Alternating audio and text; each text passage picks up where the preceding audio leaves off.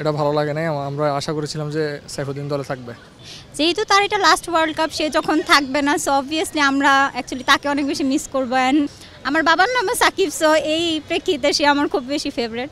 Mahmudullah Riyad comeback করছে, এর জন্য আমরা খুশি।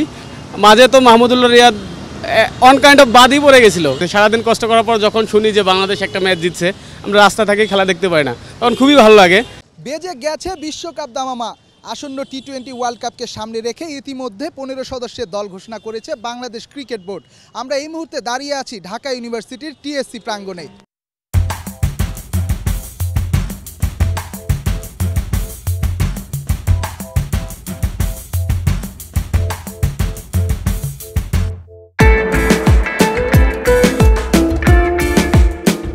টিএসসিতে আমরা জানার চেষ্টা করব বিশ্বকাপ দল নিয়ে এখানকার মানুষের ভাবনা কি ভাবছেন তারা।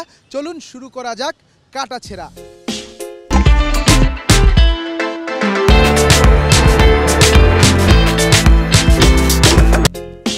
টি-20তে বাংলাদেশের স্কোয়াড ঘোষণা করেছে। আসলে বাংলাদেশ দল নিয়ে এবারে বিশ্বকাপে আপনার প্রত্যাশাটা কি? প্রতিবার যে প্রত্যাশাটা আমরা দেখি সেমিফাইনাল, ফাইনাল, সেমিফাইনাল, ফাইনাল, এবারও কি আপনারা আসলে প্রত্যাশাটা একটু জান? ক্রিকেট আসলে আমাদের বাংলাদেশিদের কাছে একটা ইমোশনের জায়গা। তো প্রত্যেকবার যখন বিশ্বকাপের দল ঘোষণা করা হয়, আমরা খুব আশা নিয়ে থাকি যে একটা ভালো দল পাবো, একটা গোছানো দল পাবো যেটা বিশ্বকাপে আসলে ভালো করবে।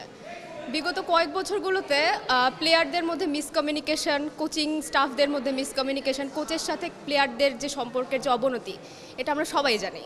তো এটা এই বিশ্বকাপে আশা করব যে তারা যেন ভালো করে।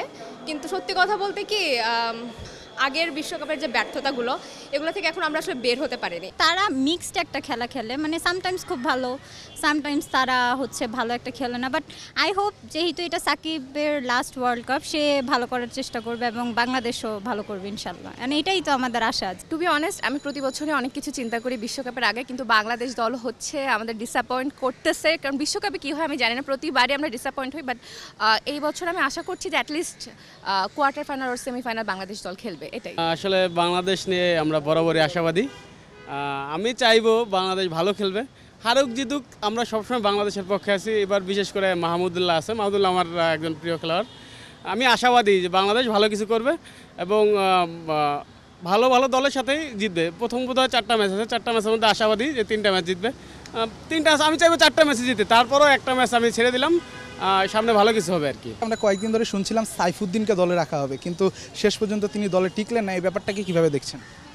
সাইফুদ্দিন যদি গত বিপিএল থেকে ফলো করি, সাইফুদ্দিনের পারফরমেন্স বরিশালের হয়ে খুবই ভালো পারফরমেন্স করেছে। তো আমরা সবাই আশাবাদী ছিলাম যে সাইফুদ্দিন দলে থাকবে। ডেট ওভারে সাইফুদ্দিন খুবই ভালো বল করে, ওর ইয়র্কারগুলো আমাদেরকে খুবই কার্যকরী, লাস্টের যে রান মানে কমে রানগুলো দিত, এই জন্য আমরা খুবই আশাবাদী ছিলাম। তবে যেই দলটা করেছে সাইফুদ্দিন বাদে যেই দলটা হয়েছে, খুবই ভালো দল হয়েছে। আমরা আশাবাদী যে বিশ্বকাপে ভালো কিছু করবে বাংলাদেশ ইনশাআল্লাহ। অবশ্যই শকিং, যেহেতু একটা সিরিজ দিয়ে আসলে এটা উচিত না বিবেচনা করে, যেটা আমরা এর আগে অনেকবার দেখে এসেছি, এটা হয় আমাদের দেশে। সো এটা অবশ্যই আমার মনে হয় যে এটা ভালো লাগে নাই। আমরা আশা করেছিলাম যে সাইফুদ্দিন দলে থাকবে। মেহেদী মিরাজ আসলে একটা বেটার অপশন বাংলাদেশের জন্য, বিকজ সে অলরাউন্ডার। আর বাংলাদেশ টিম এখন দেখা যাচ্ছে যে ওল্ড প্লেয়ারগুলা, মানে যে প্রাক্তন যে প্লেয়ারগুলা, ওদের একটা অভিজ্ঞতা ছিল যে ভালো করতো যদি থাকতো বাংলাদেশ টিমে। দেখা যাচ্ছে মুশফিকও নাই। তো এই ক্ষেত্রে দেখা যাচ্ছে যে ম্যাচটা হলো জিম্বাবুয়ের সাথে, এই জায়গায় পারফরমেন্স যদি বিবেচনা করি যে বাংলাদেশে আসলে টি-20 বিশ্বকাপে আসলে অনেক উইক পয়েন্ট আছে বাংলাদেশ, সেক্ষেত্রে মেহেদী মিরাজ বাংলাদেশের জন্য একটা বেটার অপশন আমার মতে, যে ও থাকলে খুব ভালো হতো বাংলাদেশ টিমের জন্য। সাকিবের last world cup, as a Bangladeshi fan অনেক দিন ধরেই দেখছেন সাকিব খেলছে, অ্যাজ এ বাংলাদেশি ফ্যান এটা একটু ইমোশনাল কিনা? হ্যাঁ, অবশ্যই। আমি অনেক বেশি ক্রিকেট ফ্যান, যার কারণে যে গত 3 বছরও যতগুলো ঢাকাতে ম্যাচ হয়েছে, একটা ম্যাচও বাদ দিইনি। তো ইনফ্যাক্ট গত ওয়ার্ল্ড কাপেও ইন্ডিয়াতে গিয়ে খেলা দেখে আসছি, কিন্তু এখন ইউএসএ যাওয়ার সামর্থ্য নাই বা অপশন নাই, যার কারণে পারতেছি না। সাকিবের হয়তো বা শেষ ম্যাচগুলো সামনাসামনি দেখতে পারলে, যেমন মাশরাফিরটাও দেখতে পারছি, পঞ্চপাণ্ডবের একসাথে শেষ ম্যাচ মিরপুর হয়েছে, সেটাও দেখতে পারছি।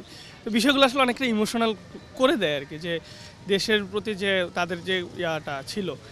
দেখেন বর্তমান যে ইয়াং প্লেয়াররা আছে, আমার কাছে মনে হয় যে তাদের থেকে সাকিব আল হাসান বলেন, মাশরাফি বলেন, তামিম ইকবাল বলেন, এদের অবদানটা অনেক বেশি ছিল। এবং তারা যেভাবে ডেডিকেশন নিয়ে খেলে, আমার মনে হয় না যে এরাও খেলে, কিন্তু ফ্যাক্ট হচ্ছে যে মানে সাকিবই ওইকে আসলে রিপ্লেস করার মতো কেউ নাই, তো যার জন্য অনেকটাই খারাপ লাগে। হয়তো দেখার সুযোগ হলে সামনাসামনি খেলাটা ওয়ার্ল্ড কাপে গিয়ে দেখতে পারলে হয়তো ভালো লাগে। যেহেতু সাকিব আল হাসান হচ্ছেন আমাদের অলরাউন্ডার এবং বিশ্বসেরা অলরাউন্ডার, সেক্ষেত্রে অফকোর্স আমাদের অনেক প্রত্যাশা থাকবে যে উনি ভালো খেলবেন এবং আসলে বাংলাদেশের ক্রিকেট জগৎ থেকে একটি নক্ষত্রের পতন হতে যাচ্ছে, সেটি আসলে ফর্মালি যেটা অফিসিয়াল পতন হতে যাচ্ছে, সেটার ক্ষেত্রে ভাবতে গেলে এটা অবশ্যই ইমোশনাল। শান্তর যে অফ ফর্ম, এর মধ্যে উনি ক্যাপ্টেন, আসলে তার প্রতি আসলে প্রেশারটা বেশি পড়ে যায় কিনা, বা আপনি যদি আসলে সিলেক্টেড হইতেন বা ওই জায়গায় থাকতেন, আপনি অ্যাজ এ ক্যাপ্টেন কাকে আসলে দায়িত্বটা দিতেন? আসলে শান্তর প্রতি দায়িত্ব দেওয়ার ব্যাপারটা যদি খেয়াল করি তাহলে দেখা যায় অন্য কোনো দায়িত্ববান কেউ আছে কিনা সেটাও একটা দেখার বিষয়। যে এখন শান্ত ক্যাপ্টেন্সি হিসাবে বিগত কয়েকটা সিরিজ সে নতুন ক্যাপ্টেন হিসেবে ভালো করেছে, একদম যে খারাপ করেছে তা না।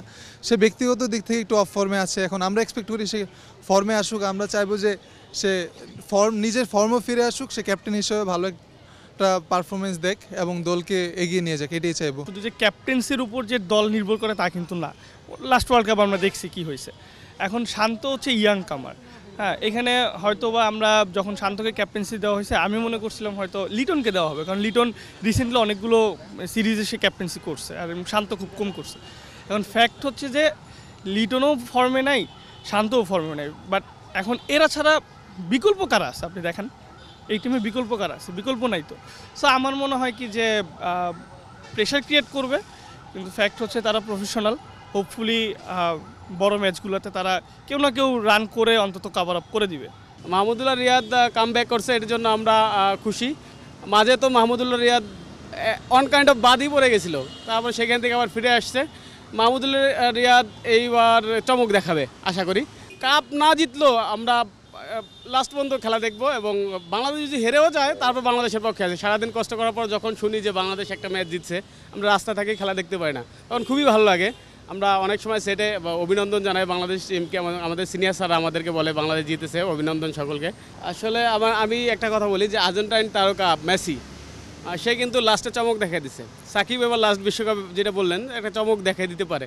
তো সাকিব বাংলাদেশ বিশ্বকাপ নিয়ে নিলে সাকিবের জন্য সেটা হবে সবচেয়ে বড় অর্জন।